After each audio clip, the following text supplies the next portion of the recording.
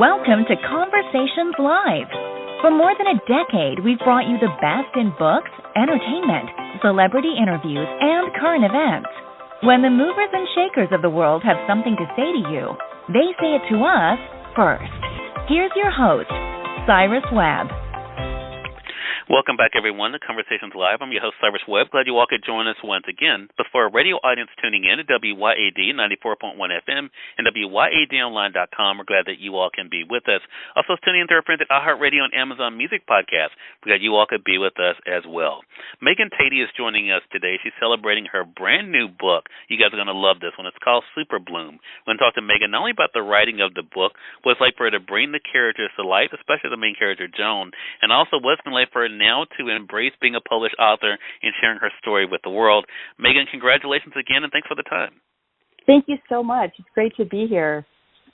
Pleasure is definitely all mine. Megan, I really enjoyed this book. There are so many different, I think, facets to it, so a lot for us to try to cover here. But I want to talk about this moment for you. What has it been like for you to take this in and to embrace your new title as a published author?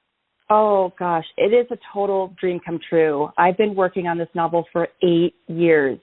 And when I first started it, I thought, oh, this is going to be easy, an easy journey. I sent my novel out to agents, and I thought I would be swooped up right away, and I heard crickets, which was actually quite loud.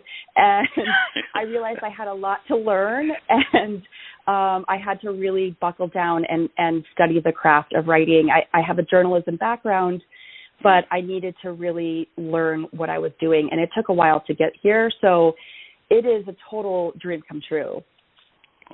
Awesome. Well, readers are going to enjoy this book, and definitely the characters. I want to talk about Joan, and I'm going to talk around things, of course, Megan, so I don't spoil anything for anyone who hasn't gotten the book yet.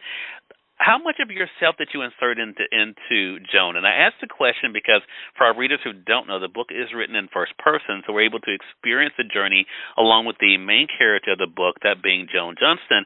But also, Joan ends up taking a surprising turn in her life, Megan, in writing a book as well. So what was it like for you to kind of take this journey along with her? It was so great.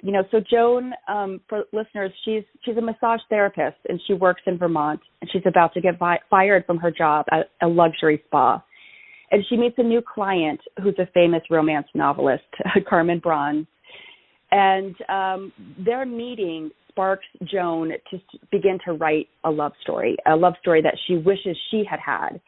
And I was able to sort of tap into the ideas that I was grappling with as I began to write. It took me a while to gain the confidence to say out loud, I want to write a book. I think I can be a novelist. And, along the way, I had so many doubts of this idea of who am I to write a book? I see so many other authors, and I don't know if that's really me. And we're kind of waiting for someone to tap us and say, I now deem you a writer. And I was sort of waiting for that. And I realized I actually had to claim that title for myself. So I wanted to give that to Joan. I personally had a love of writing and reading from when I was really young. My grandmother gave me a typewriter when I was 8, and I would peck away and write stories. So I gave that sort of history to Joan. And I gave the sort of discovery of her voice and slowly, beginning to claim that title of writer and say, I really want to do this, and I think I can. Yeah, such a great thing. What I love about Joan, too, though, Megan, I think our readers will take this away, is that she's dealing with a lot. She's dealt with a lot. And what I thought was interesting, and again, talking generally, and I think you'll know what I'm talking about, is that she's just trying to make things right, not just for herself, but even for those that she meets. Taking, for example, her work, working at the spa, and in this one incident in the book, her trying to give this one client the suggestion about, why a massage would do her good. And then, of course, the person telling her very nicely, well, I didn't ask you for your opinion. Why I should do this, but she's trying to fix things. What was that like for you to kind of share that even when she had great intentions, things didn't always go as planned?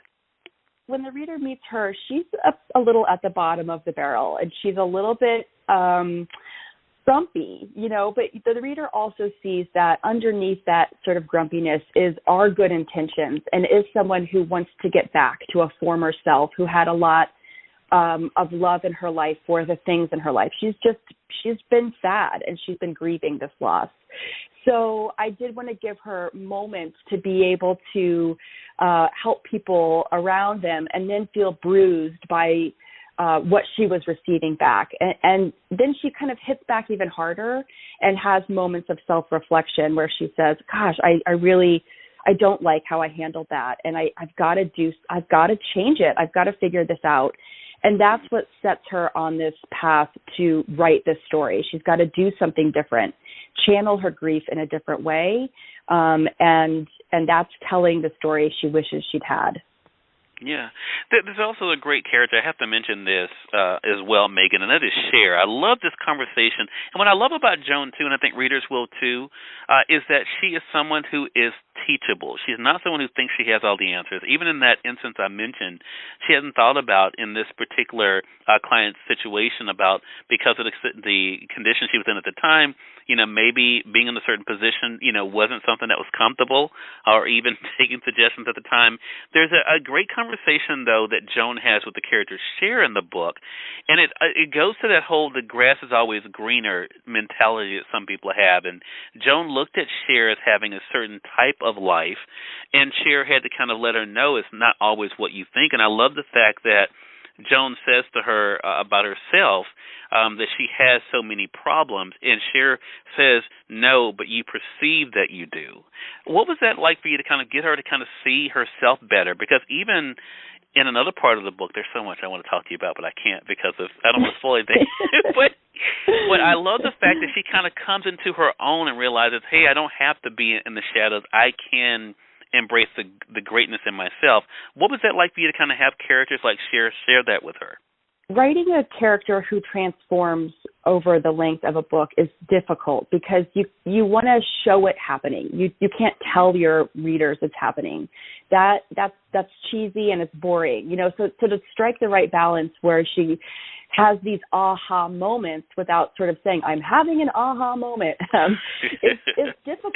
So yeah. you basically, I had to sort of structure characters around her that would give her opportunities to show learning, show transforming, show that she was giving and receiving and, changing over the course of the book. So her friendship with Cher is one of those opportunities. And I loved her friendship with Cher. It's her oldest friend.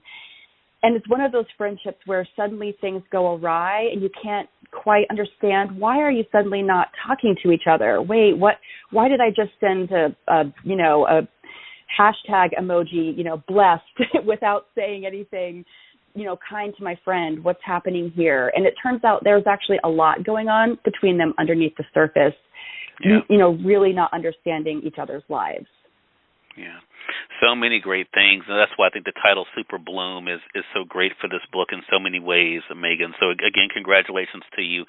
Megan Tady, again, has been our guest. The book is Super Bloom, out now. You can get it through our friends at Amazon.com or through your favorite local bookstore. Congratulations to you again, Megan. How can our audience stay connected with you?